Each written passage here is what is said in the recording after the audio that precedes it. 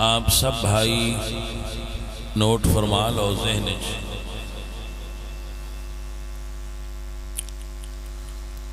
اللہ فرماتے نے انما یرید اللہ لیذہب عنکم الرجس اہل البیت۔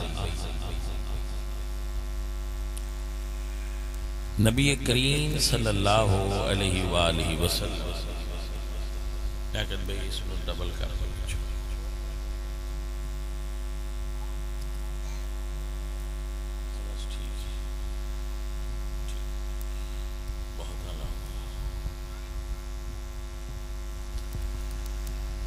حضور دے اہل بیت پاک نے ایسا اللہ دے قرآن نے فرمایا ہے۔ سارے بچے دیکھو، جو محفل ہوندی ہے ایک کلاس روم ہوندا ہے۔ کیا ہوندا ہے؟ کلاس روم دی طرح آپ پڑھو گے، جو بیان کرنے والا ہے وہ آپ نو پڑھائے گا، تو اس نو کلاس روم دے ماحول دی طرح سمجھ کے تو سبق پڑھن دی کوشش کرو۔ قرآن فرماتا ہے انما یرید اللہ لیذہب عنکم الرجس اہل البیت وَيُطَهِّرَكُمْ تَطْهِيرًا۔ اللہ نے اس آیت وچ رسول اللہ صلی اللہ علیہ وآلہ وسلم دی اہل بیت نو پاک فرمایا ہے، یعنی یہ آیت طہارت اہل بیت واسطے۔ ادھے سامنے قرآن دی اور آیت ہے، اللہ فرماتے ہیں وَيُنَزِّلُ عَلَيْكُم مِّنَ السَّمَاءِ مَاءً لِيُطَهِّرَكُم بِهِ وَيُذْهِبَ عَنكُم رِجْزَ الشَّيْطَانِ۔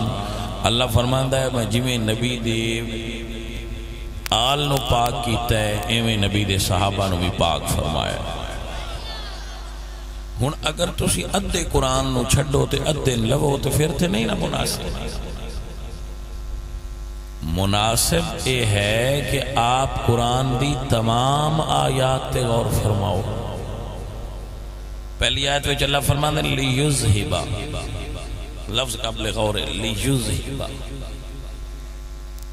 رجس، رجس لفظ قبل غور ہے، یطہرکم، یہ لفظ ترے لفظ میں جڑے اس آیت دے اندر بڑی اہمیت دے عمل دے، لیذہب الرجس اور یطہرکم۔ دوسری آیت اللہ فرماتے ہیں وَيُنَزِّلُ عَلَيْكُم مِّنَ السَّمَاءِ مَاءً لِيُطَهِّرَكُم بِهِ وَيُذْهِبَ عَنكُم رِجْزَ الشَّيْطَانِ۔ جویں اللہ نے لفظ استعمال فرما کے حضور دی اہل بیت نو پاک فرمایا ہے، ایویں لفظ استعمال فرما کے قرآن وچ اللہ نے حضور دے صحابہ نو پاک فرمایا ہے۔ تو بھائی اہل بیت پاک نے جدو اے قرآن تو مان لے تے صحابہ پاک نے اے بھی قرآن تو مان، قرآن نو اپنی مرضی نال نہ چلا، قرآن دی مرضی تے چل۔